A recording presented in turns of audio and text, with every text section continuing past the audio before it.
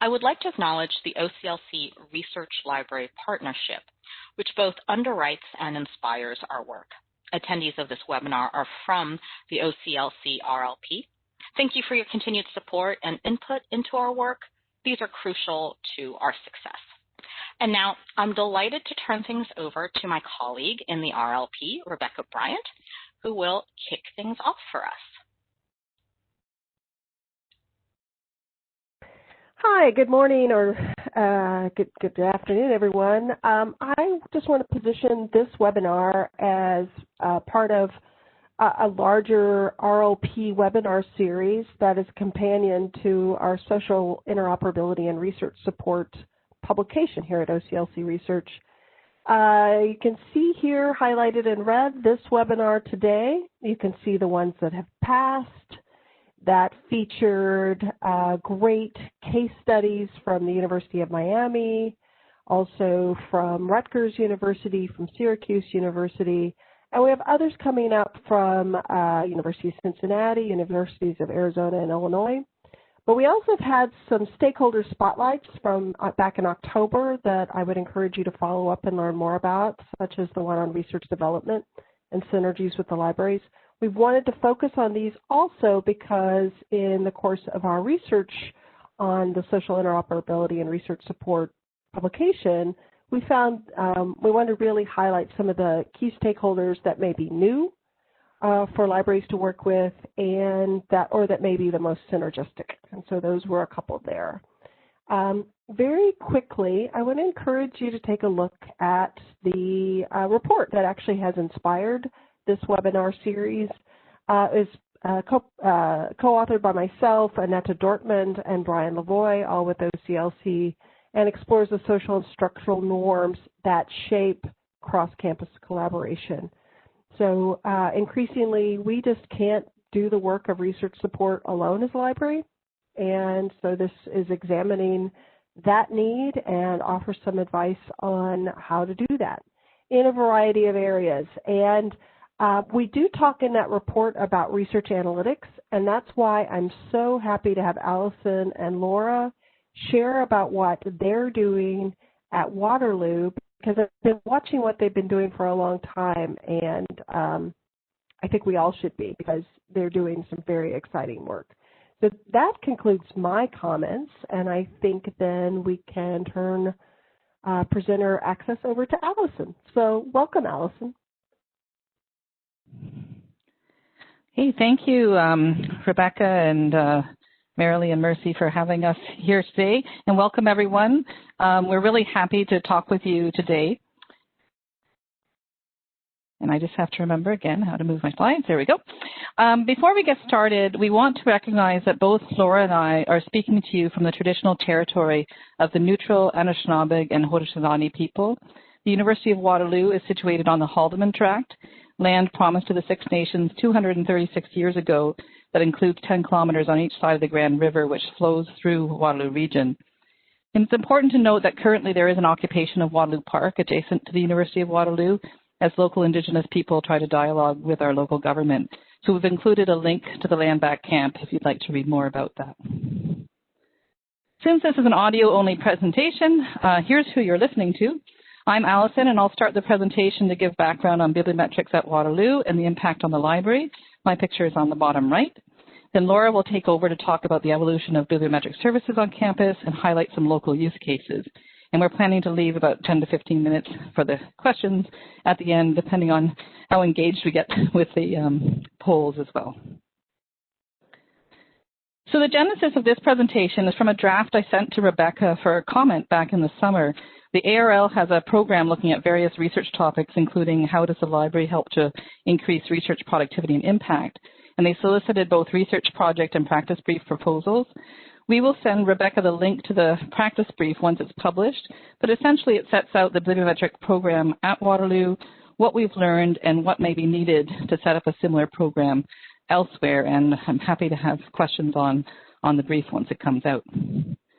So before we get too far, I think there's been the link to the poll in the chat. So let's just do a quick look at what your familiarity is with bibliometrics, and hopefully you just pick the best answer that reflects you.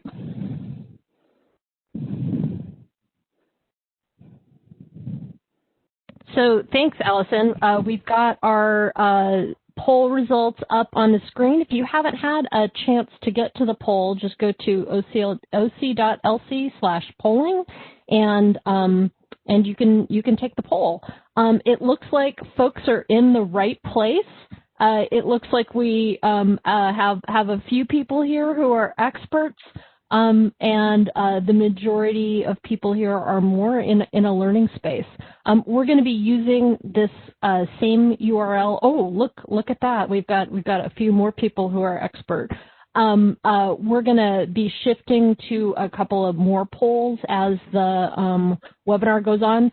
So do keep this browser tab or what have you open, but I think it helps to see who's with us in the room. I'll be back in a few slides with another poll.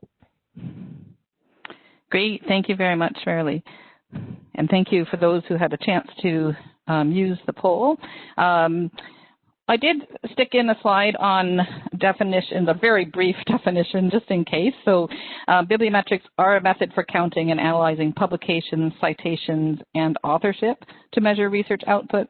And common outputs include journal articles and conference proceedings. They're used to help answer questions such as, what are our areas of research strength? How are we doing compared to similar research institute? How many people are citing my article? And where are some potential research collaborations? They're just one tool in measuring research output and impact. Some other common metrics are research funding awards, publication acceptance rates, number of highly qualified personnel, for example, in Canada, the number of Canada research chairs. And of course, it's always good to round out your research impact story with some qualitative material as well. So I'm going to start a little bit about talking about bibliometrics and getting started at University of Waterloo. The library has been supporting individual researchers to explore impact of their publications for a number of years.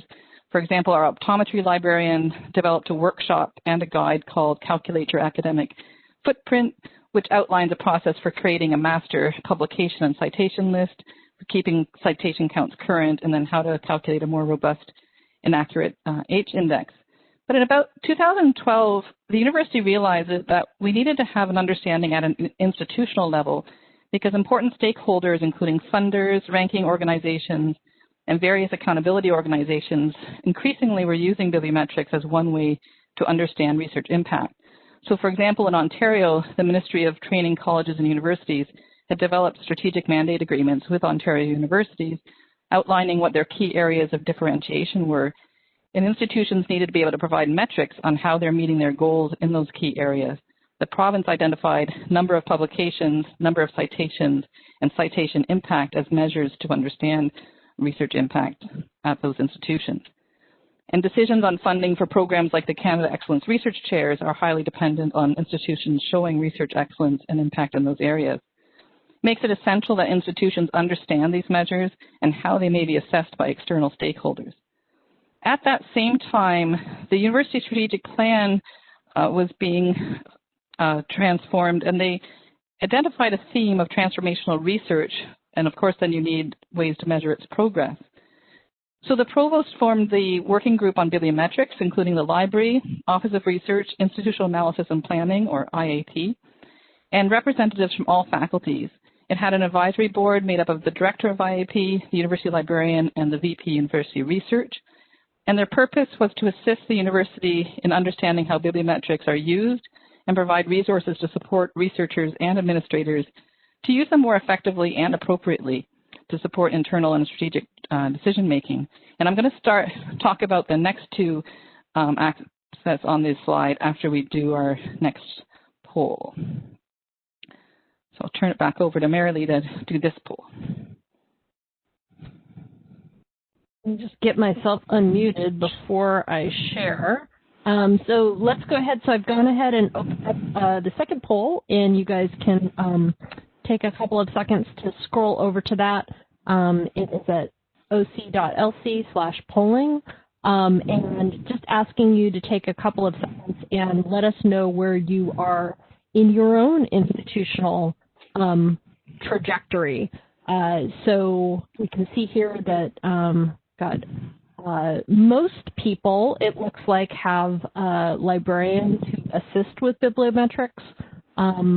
a few people have a position devoted to bibliometrics, and a couple people aren't quite there yet. So again, we're seeing kind of a range of responses, and somebody who doesn't quite know yet.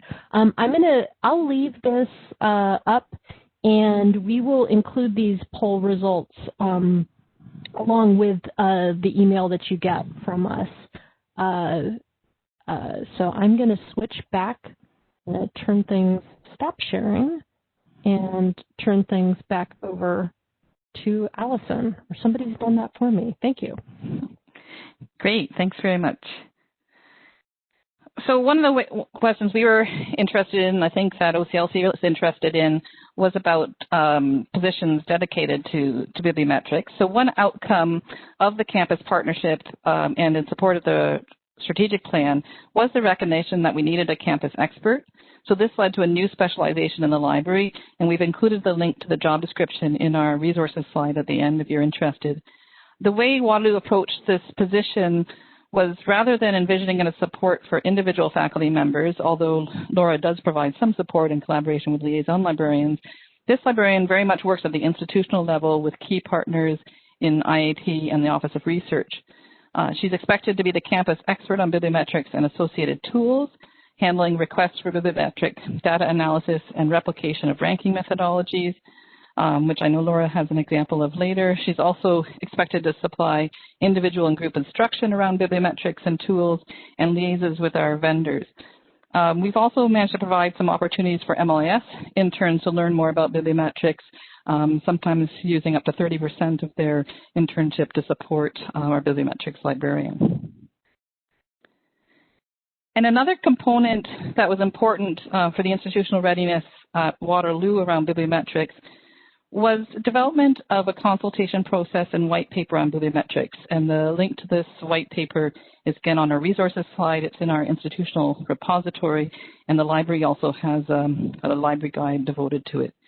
There was a three-stage consultation process to consult and gain input from a wide variety of stakeholders, such as the Dean's Council, Associate Dean's Research, Faculty Association, undergrad and graduate relations, and other units across campus. And it did go to Senate as well. It was grounded in extensive literature search and contains detailed information on bibliometric sources, methodology, and assessment. And some of the key messages that we wanted to get across with this white paper is the need to work from a basket of measures to gain a fuller picture of research impact, to involve those being measured in the process and making sure they understand what's being measured and how that data is being gathered, when to use bibliometrics and when not to, and the limitations to keep in mind when interpreting the data, and a reminder that you shouldn't compare across disciplines because different disciplines have different publication and research life cycles. So the consultation was very deliberate in its planning and phasing so that there would be no surprises or alarm when this was published to campus. One of the things that ARL wanted us to think about in our practice brief was, why the library? Why situate bibliometrics in the library? And so in the library, we do have a deep knowledge of bibliographic data and tools, even if you're not using some of the specific bibliometric analysis tools. Many of you have access to things like Scopus and Web of Science that contain citation data. We have expertise across various points of the research life cycle and scholarly communication, helping researchers at the grant stages, at research data management, and so on. We have awareness of disciplinary limitations, often through our subject liaisons. And we have a long history of liaising both with academic support units and faculties, which is an important component of this work. And although I don't like to use the word neutral when talking about libraries, we're viewed as neutral from the standpoint of the library not having a high stake in the impact data. So if we are looking at bibliometric data related to our School of Computer Science, it doesn't have a stake in the library in terms of how that department is performing, and we're just pulling and analyzing the data for them.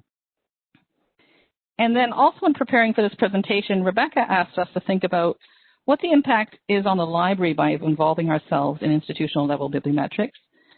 As someone who suddenly became an acting AUL in 2016 and picked up this bibliometrics portfolio, it was clear to me that being connected to and known by high-level administration in the Office of Research really had an impact on building partnerships in other areas such as research data management. It was a lot easier to send an email or pick up the phone and call an AVP research because they knew me through the working group on bibliometrics and they knew the work of the library. It also led to engagement and opportunities in other work. For example, I was asked to sit on the Office of Research Systems Advisory Group, and the library was involved in the introduction of PURE, a research information system, to campus. And I think our close relationship with IAP led to strong involvement of the library in the latest round of campus strategic planning. When IAP set out to create 7 working groups to develop issue papers in support of the strategic plan, I think our UL was able to advocate for a librarian on each group, both because of her work in this area and also the close work that IAP does with the library. And finally, although librarians have been using bibliometrics for collections analysis for many years, we haven't done this systematically at Waterloo recently. And now that I have both collections and bibliometrics in my portfolio, I'm starting to reconnect with this and think about how it can aid with our collections decision making. And so now I'm going to pass it over to Laura to take you into kind of the recent past and some use cases.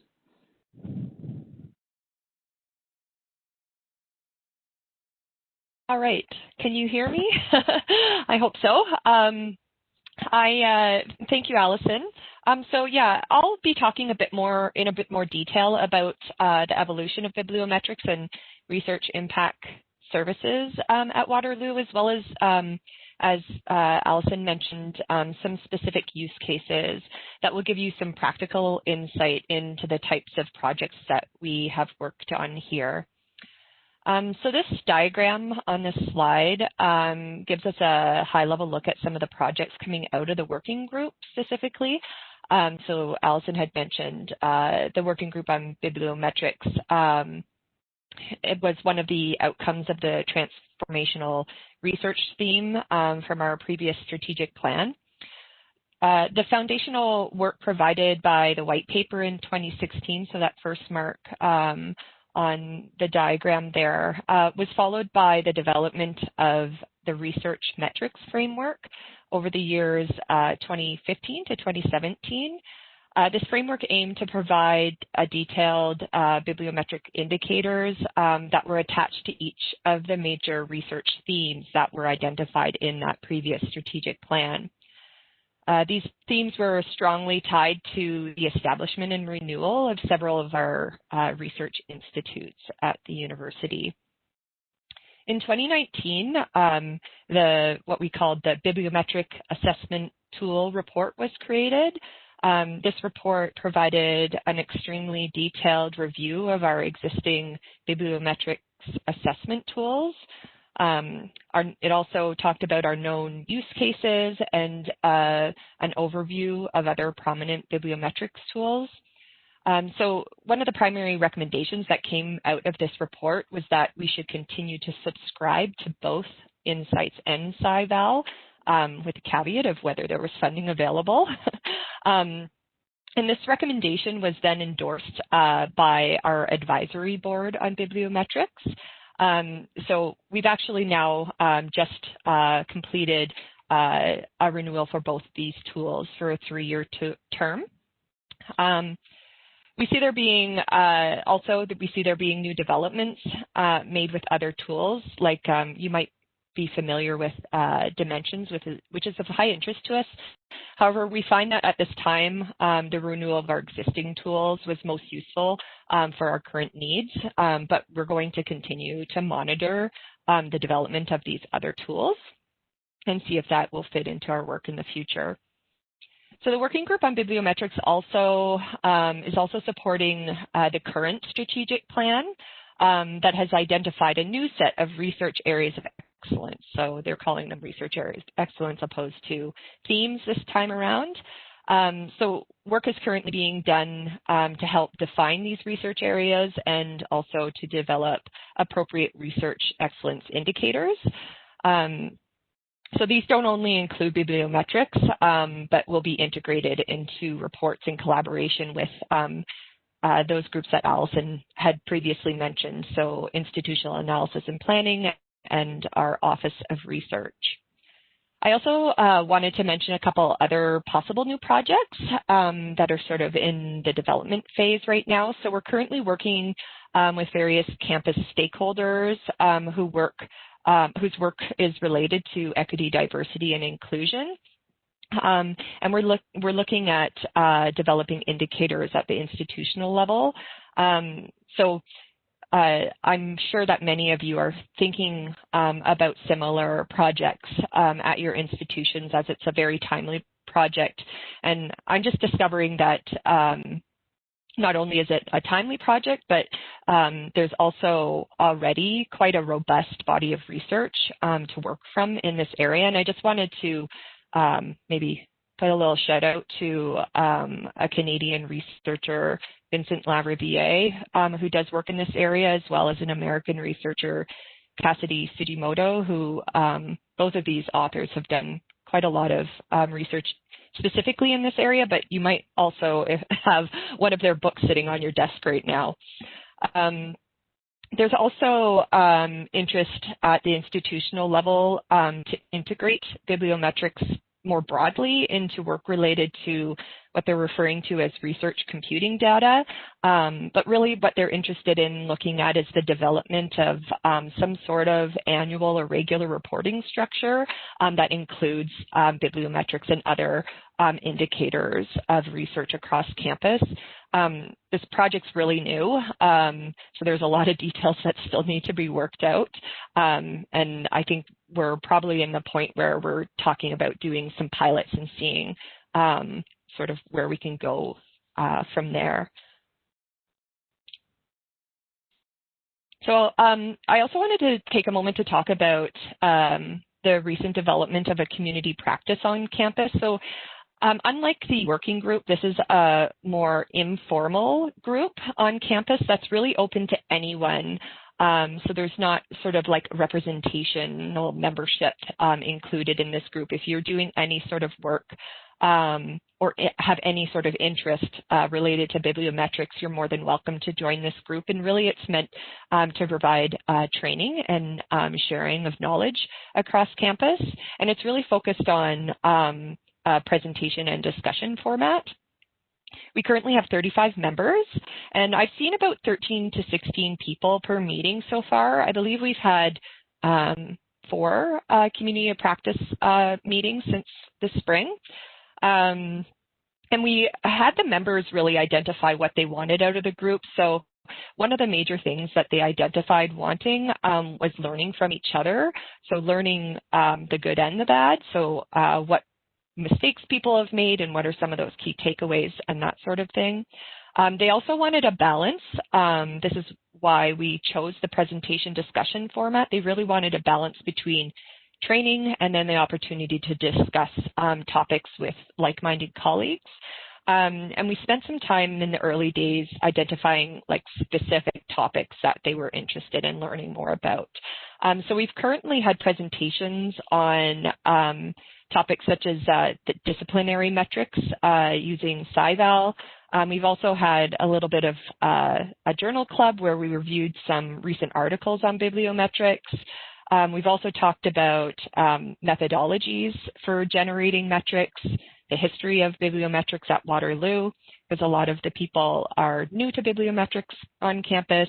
And we've also had some colleagues from the Office of Research come and talk to us about PURE, which we have access to at Waterloo.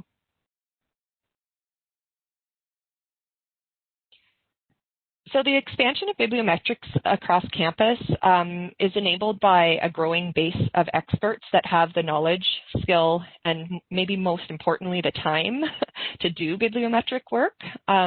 So I just wanted to say that often there's not a unique position made for this work, but people have had room created within their jobs or their job duties to help them focus more on this area.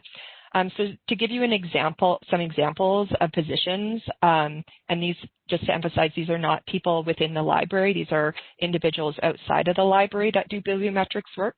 Some of the positions are, we have a research analyst and proposal development officer doing bibliometrics, a director of planning within one of our faculties. We also have communications and research coordinator, as well as an assistant director of research programs. So those are just some examples of people that are doing bibliometrics work across campus. So as I said, these positions are distributed among the various units that I've illustrated in the slide here.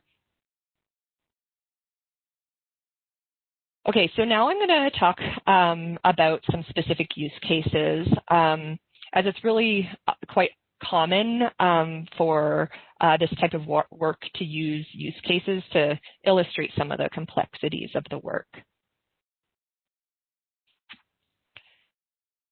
All right, the first use case I'll talk about is the work done around validating university rankings. So what I mean by validation or validating is taking the methodologies of the various ranking bodies. So groups such as the CWTS Leiden, which actually isn't listed on this slide, but the Shanghai ARWU, Maclean's, which is a Canadian magazine that provides annual rankings, QS on the slide here, and the Times Higher Education. So we take these methodologies and we try to match them as closely as possible in order to understand and verify the data from the rankings, as well as monitor our performance as a university, as well as to determine how well our research aligns with the rankings that are being used in the various ranking organizations, and also to provide a local level analysis and explanations for our specific rankings. And we find that this work involves in-depth knowledge of the ranking organization's methodologies, maybe not as a surprise. So we need to know about their inclusion and exclusion criteria. So things like what document types are they including in their data, what year ranges, and that sort of information. It's also helpful to know what their definitions are of the specific bibliometrics indicators they use. So these can vary across organizations. So you know, what do they mean by citations? What do they mean by scholarly output? How do they actually calculate faculty counts when they're using that, and so on? And maybe not surprisingly, we also need to understand the underlying data source. So are they using Scopus? Are they using Web of Science or Dimensions or some other source for their data? And also, it's really essential to understand the bibliometrics assessment tools, such as SciVal or Insights, that these groups might be using. And I have to say that they're not all using these tools, but it's really important that you understand their methodologies. So these validation exercises also help us to dig deeper into questions like, how do we compare to our comparator institutions? So in Canada, we are interested in comparing ourselves to the group of top-ranking universities that we call the U15. We're also interested in looking at how our subject area focus might influence the rankings. We're also interested in if our unique publication practices might gain us some insight around our rankings. So for example, in this chart, this slide is illustrating that the University of Waterloo researchers publish heavily in conference proceedings. So this might help us or indicate that we might be interested in looking further into the coverage of proceedings in the database that the rankings are using to see if we're actually being well represented within the ranking. We can also look further into whether our data is being captured accurately. So for example, could using author disambiguation systems such as ORCID help to better capture our researchers within various databases, etc.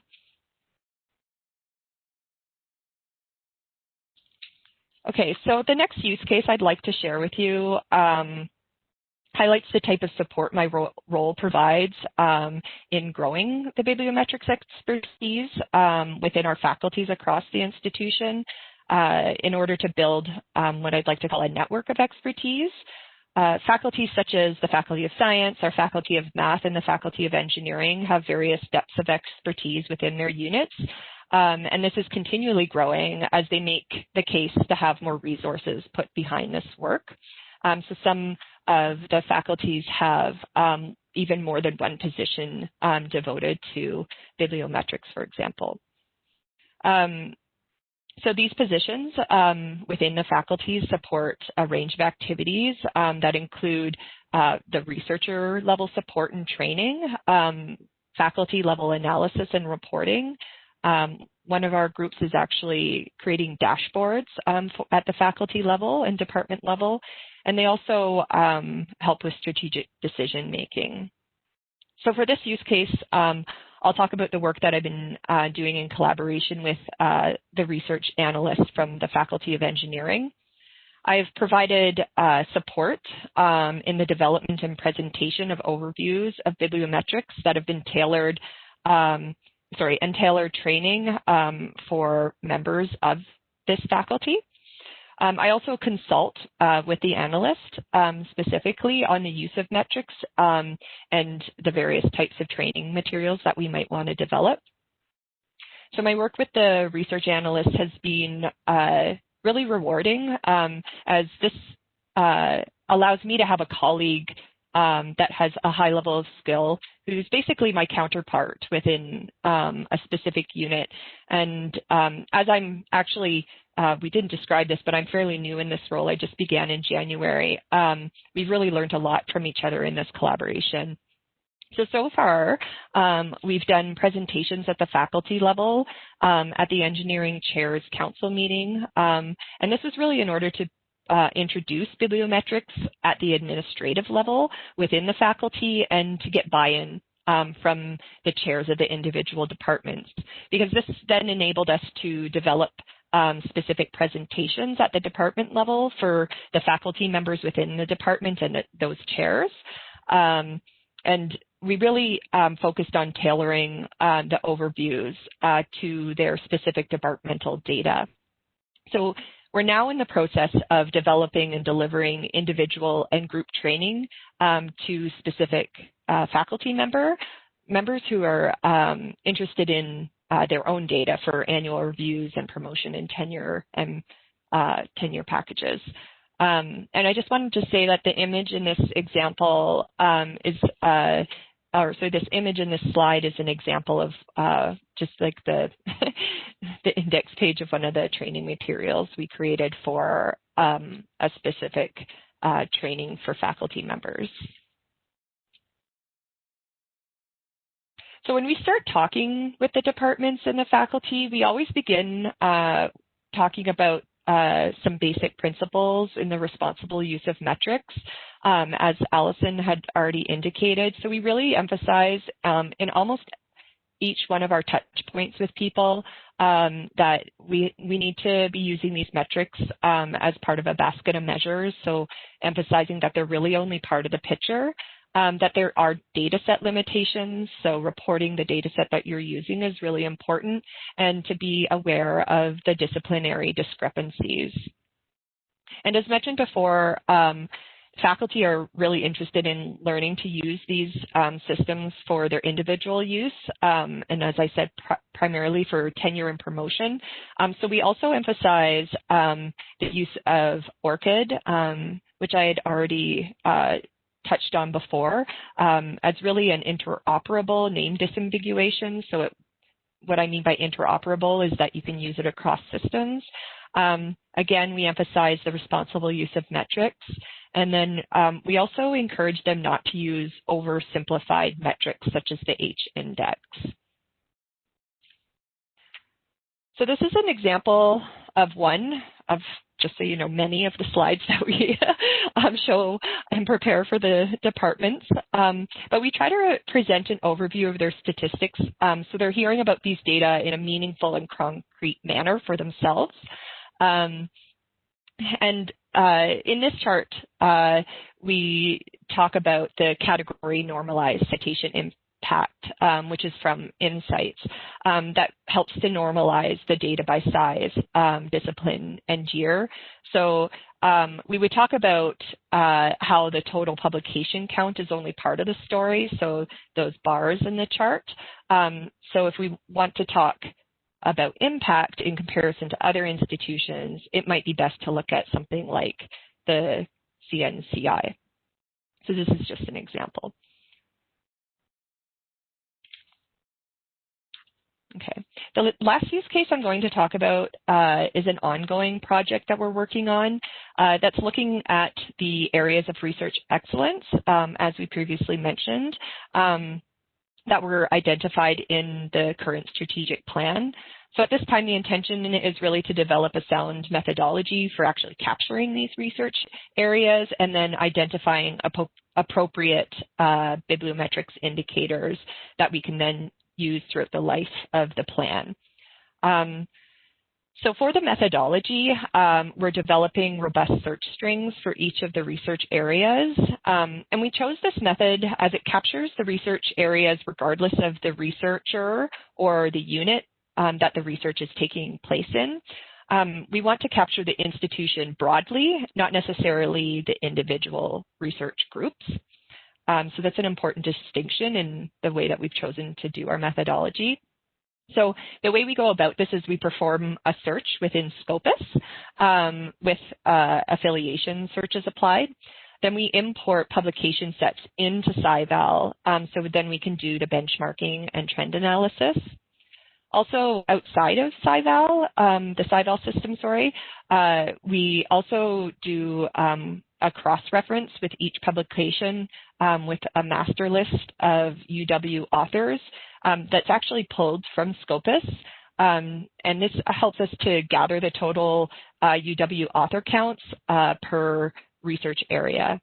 So we're doing this for, I believe it's about 16 different research areas. So it's quite an extensive review of the research areas of excellence that we've chosen at Waterloo. Oh, and I also just wanted to say that the master list of UW authors, I was really excited about finding out about, because you can basically just pull your entire author list that have affiliations with your institution. And to give you an idea of how large this is, the current list that I have for UW has over 18,000 authors associated with it. So I'm using that list to match against like a subset of documents. So this is just an example of one of the searches. As you can see, it's a pretty standard advanced search using Boolean logic. And we're attempting to be as comprehensive as possible, as we're aware of one of the weaknesses of doing analysis based on search strings is that it can introduce institutional bias. So the flip side of this is that the searches are extremely flexible. So you can add, whatever terms it is that you want. So we felt that this flexibility really did outweigh our concerns with introducing this bias. Because really the bias is maybe somewhat irrelevant to us because we're looking specifically at a narrow range of topics that we really expect Waterloo to be leading in anyways. So the current questions are really more around establishing a baseline and identifying the indicators that we're interested in looking at throughout the plan.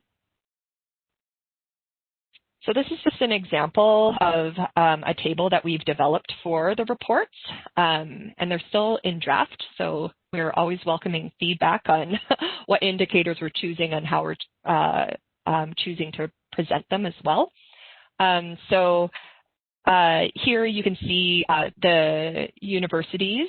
So these are all Canadian universities. These are actually our U15 universities, as I mentioned earlier, that are the universities that we choose to compare ourselves to across Canada. And we're picking indicators such as scholarly output, citation count, field-weighted citation impact, which is very similar to the category normalized citation impact from Insights, but this is SciVal data. We're also looking at international collaborations, academic corporate collaborations, and the output in the top 1% citation percentiles. And this is a sort of versus the global community percentage. Oh, and I just wanted to mention that just this week, I was actually in a meeting with some colleagues from our Office of Research, and they gave me some feedback on this specific table and suggested that maybe instead of sorting by the scholarly output, we should sort by the field-weighted citation impact, because this would help us normalize for the difference in the size of the institutions, which is sort of the exact same point that I try to make with the, the department. So I thought that was really helpful. So just to take a moment, I thought I'd take a minute to talk about what we don't do. So we currently don't focus on support through my position for individual level consultations. So as Allison had mentioned, we do have, a suite of liaison librarians at the department level, and they might get individual requests that they might consult with me, but I personally don't support a high number of individual level consultations. Of course, there's exceptions, but we do feel that we have to think really strategically about this level of service. So what we've chosen to do is to expand our bibliometric services through expanding the expertise across campus. So of course, this is a slow process, but I feel that it creates a robust service that is actually in the long term more scalable. So we also don't currently do any general instruction programs. So we don't spend a lot of time creating resources for what I like to call serendipitous instruction. So, build it and they will come sort of instruction. We really focus more on tailored instruction through our collaboration. So, for example, my use case in engineering is a good example. So we focus on tailoring that instruction through our other experts across campus. So what I do is more like train the trainer, so to speak. Yeah,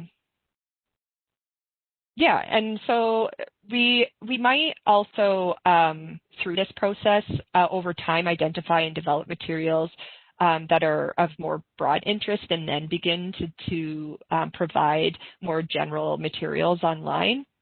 And I should also mention that we do have a series of LibGuides available on Bibliometrics, but these aren't really like how-to type materials. They're more like defining the metrics and providing overviews and resources to people for their own curiosity and education. And I should also mention we have grown this bibliometrics work out of one of these LibGuides, which was the calculating your academic footprint that Allison had mentioned at the beginning.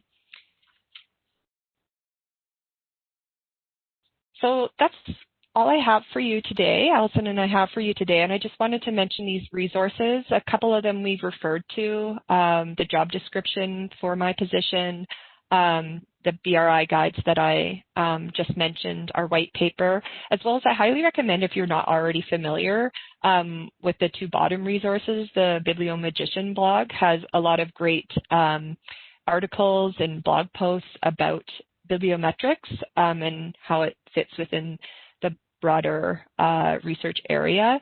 And also there's a discussion list that you can subscribe to that has a lot of really great people on it if you're not already part of that group. So at this point, do I put it over to someone else for questions, or should I just open it up? How are we going to handle I think questions? we also have a closing poll, I think. Oh, okay, the poll. That's right. Thank you, Allison. Yes, do I have to go to the next? Here we go. Okay, yes. And I believe OCLC has kind of simplified the poll from what was on our slide, but we'll see that in a moment. Yeah. Yeah, so we've got one final poll here, and I went ahead and opened that up, and several of you guys jumped right on that. So we're seeing that people are pretty much split between these things, although it's all that apply. Unlike the previous polls, which were choose one, this is all that apply. So interesting, but it looks like most people, unlike at your in your program, helping individual researchers is definitely part of the portfolio. Mm-hmm. Yeah, and I want to say that we do help individuals. It's just the mechanism in which we do that might be quite different from the way others handle it. I think I saw someone even mention that they have created like a team of librarians to focus on bibliometrics work, which is something that I've heard quite often from other institutions, that they're developing it sort of in-house in the library as like a specific service. And that works as well. Okay, great. I'll keep this open, and we can come back to this at any point. And of course, we'll round this up and share this along with other materials from the webinar. But thanks so much for participating in these polls and helping us to round out our knowledge of who's with us in the virtual room today. Thanks. This is Rebecca. I'm going to circle back. We had a lot of really good discussion and questions. Okay, and I was missing all of it because I was not monitoring. We've been doing that. So I'm going to circle back and see if we can first just get some of maybe the easier ones. Diana Loudon asked for clarification about the master list. Where does that come from? What is it? Yeah, the master list. I could not step you through how to get to the master list right now, but it exists in Scopus. So you can go, and I believe, now I could be leading you in the wrong starting off point, but I believe under your affiliation information in Scopus, you can pull that list. So basically, the affiliation is made up of the people, right? So you can pull that list, I believe, from that position in the system. Okay. I think that was the point of confusion of not knowing where it came from. So it comes from Scopus. Okay. Comes from Scopus, yes. Okay. Awesome. Now, the reason, I should, just to talk a little bit more about that, we do have a list of our specific faculty members, and their associated Scopus IDs, but we chose to go with the master list because it's a more broad perspective of researchers at our institution. We didn't want to just limit it to faculty members that happen to have a Scopus ID. We wanted to include anyone that's affiliating with the University of Waterloo. So it would include staff and graduate students, PhD students, and that sort of thing that are publishing work. So we thought it was a more robust way of capturing individuals that are doing research in that specific research area. Okay. So then that's going to help me maybe tie into a question. We had flavors of this question from Michelle O'Hara, from Liz Gushy, and from Allegra Swift, and I'm going to sort of group them together because it's really about humanities, arts, and social sciences. And the questions can really be about, do you use any kind of alternative metrics? Do you maybe do any kind of qualitative assessments? And how do you deal with possible disadvantages to these groups when you're using Scopus or Web of Science data for the strategic planning and other things? So let's just let you respond to all that. Yeah, Laura, I'm just going to pop in first, and then you can. This, like all of you, has been a topic of conversation, I think, for the whole time I've been on the working group on bibliometrics. So I don't think we have any answers that you haven't already maybe thought through or been talking through. And so I think with Laura just being in her position for 1 year so far, it's not something that we have explored, but I do think it's going to take some, with the Office of Research and IAP, sitting down with the the chairs and the deans of those faculties and talking through what some alternatives are. One of the things that, for example, I used to talk about the working group of bibliometrics is that in what our liaison librarian brought up is that, for example, in economics, often where their research impact is in kind of policy papers maybe that they write for the government. So this isn't being widely necessarily cited, but it's having an actual impact on the lives of citizens if the government acts on those policy papers. And so I think things like that you can only really get at qualitatively. That's not going to show up in your normal, like in a bibliometrics kind of tools, and I think there'll be other examples of that. We have talked on and off about doing a little bit of a deeper dive into altmetrics, and we simply, like probably many of you, haven't had a time to really think about what some of those metrics mean. Are they actually showing impact? Are they just showing that something had a flash of popularity because it hit the news, and lots of people, liked the tweet, but they didn't actually read it, or things like that, or whatever those case might be. So I think we'd like to do also a deeper dive into what of the altmetrics might take us. And I know, Laura, I think our VP Research mentioned recently that I think the Office of Research is trying to think through how do you capture social impact. You're not going to capture that through bibliometrics. So I don't know, Laura, if you have other things you wanted to add. Yeah, I think that you touched on a lot of them. The biggest challenge is that if they're not, if these disciplines aren't being represented in the data, then you have to find some other way to capture that information if you're interested in looking at their impact. So you can't, just use their smaller subset and stop there. So yeah, I don't have any solutions at this point, but we are highly aware of it. And I think, to be honest, like a lot of the work that we're doing, as you can see, is with groups like math and engineering and science, because those are the groups that are well represented in the bibliometric data. So we can do some meaningful work around there, where looking at groups or disciplines that are not as well captured, there's it's just a tougher process to go through, because you're not just working with the data. There's more conversations that need to be had. And to be honest, maybe it's just not where we need to be supporting, because they have to be looking at the data in such a different way that this work isn't going to really help them that much.